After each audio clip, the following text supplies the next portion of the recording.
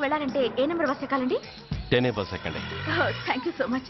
Sir sir sir, in case Secunderabad railway స్టేషన్కి వెళ్ళాలంటే ఏ number bus thank you very much. Sir sir, suppose ఎయిర్పోర్ట్కి వెళ్ళాలంటే 6D బస్ ఎక్కండి. Is that okay? Thank you very very much. గంటకి 500 వస్తారా?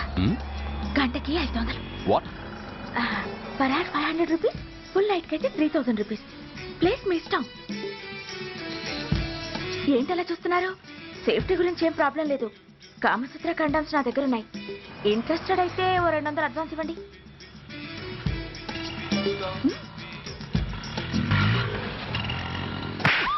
ఇది చాలా అన్యాయం సార్. మాది take everything easy program sir. దాన్ని మీరు ఎంత సీరియస్ గా తీసుకుంటారా సార్?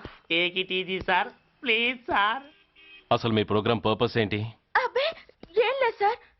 నాలాంటి ఒక అందమైన అమ్మాయి గ్రీన్ సిగ్నల్ ఇస్తే ఎంతమంది మగాళ్ళు టెంప్ట్ కాకుండా నిగ్రహం చూపించగలరో చెప్పటమే ఈ ప్రోగ్రామ్ పర్పస్ సార్.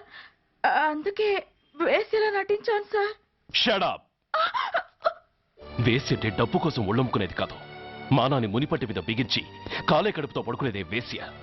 తాగుపోతూ మొగుడు కోసమో ఆకలేసే బిడ్డ కోసమో దిక్కులేక పడుకునేదే వేశ్య.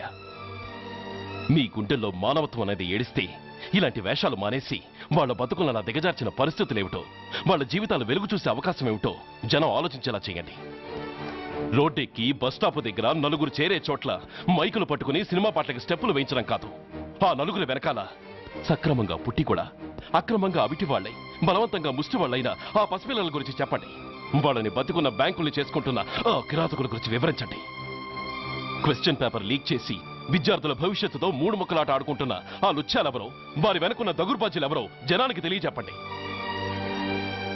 శాంక్షన్ అయినా పెన్షన్లు అందుకోలేని వితంతువుల కడుపు మట్టకి, అర్ధాకలితో గ్రాట్యుటీ కోసం గవర్నమెంట్ ఆఫీసుల చుట్టూ తిరిగే రిటైర్డ్ మాస్టర్ల చేదు అనుభవాలకి కారకులైన వాళ్ళని మీ కెమెరాతో జనం ముందుకు తీసుకురండి.